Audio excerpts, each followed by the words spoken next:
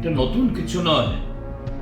গত 8 বছর ধরে বিজেপি নেতৃত্বে এই জোট সরকার ত্রিপুরা রাজ্যের যুবক যুবতীদের সাথে যে ছেলে খেলা করছে, এটা তারই আর একটা অঙ্গ। এই গেল লোকসভা, তারপর এডিসি নির্বাচন গেল, ঠিক তার প্রাক্কালে আমাদের রাজ্যের মন্ত্রী বাহাদুররা যুবকদের সামনে ললিপপ ঝুলিয়ে দেন। এতশো চাকরি নেব, এত হাজার নিয়োগ হবে, এই হবে সেই হবে। এই কদিনের মধ্যে এই ইন্টারভিউ বা চাকরির পরীক্ষার ফল বেরোচ্ছে।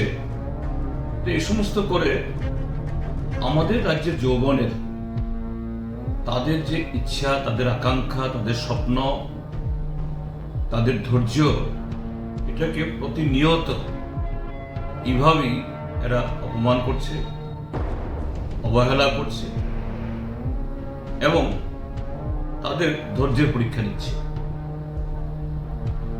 যে আবারও এই স্পেশাল এক্সিকিউটিভের এই দরখাস্ত তারা চাইছে, তাহলে আগে যারা এরকম ভাবে তারা করলেন, তারা যে ফি জমা দিলেন, গত কয়েক বছর ধরে তারা বহু ঘন্টা, মিনিট, সেকেন্ড খরচ করে, সবাই পাবে না ঠিক আছে, তাদের যে এই সময়, শক্তি, ধৈর্য, এটাকে ব্যয় করলেন, এর ক্ষতিপূরণ কে দেবে? এখন নতুন করে আবার তারা এটা চাইছে, এটা যে নিয়োগ হবে তার গ্যারান্টিটা কি? তো এইভাবেই আসলে বিজেপি নেতৃত্বে এখনকার যে আমাদের কেন্দ্রের সরকার, মোদী সরকার, তার নীতিটা কি?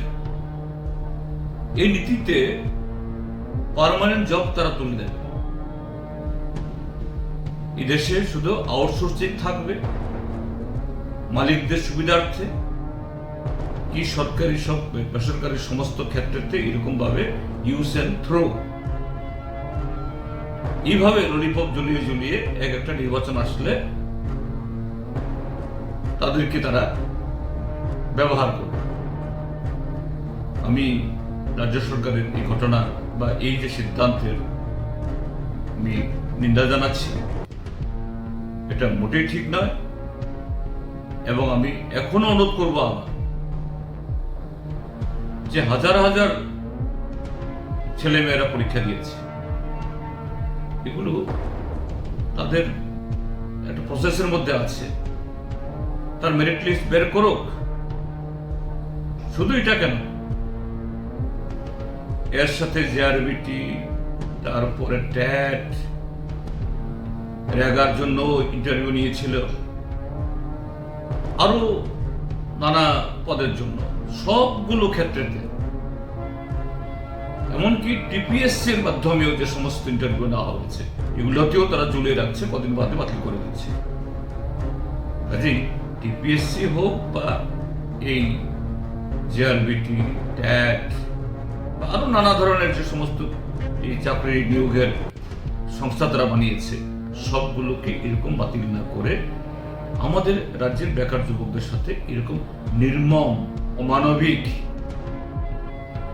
নিষ্ঠুর আচরণ করা রাজ্য সরকার বন্ধ করবে। পরিষ্কারভাবে বলো, তারা কত লোক নেবেন, ঠিক ততজনের জন্য ইন্টারভিউ দিন। এইভাবে ইন্টারভিউ দিয়ে যুবকদেরকে হয়রান করা, এটা এক ধরনের কি বলা হয়, অমানবিক, মানুষের সাথে চূড়ান্ত প্রতারণা। গুলো থেকে রাজ্য সরকার বিরত হোক। এবং এডিসিও দেখছি আমরা, দেখেছি আমরা কদিন আগে, এডিসিতে হাজার হাজার চাকরি হবে, এদেরকে নাচালো, নানাভাবে করলো।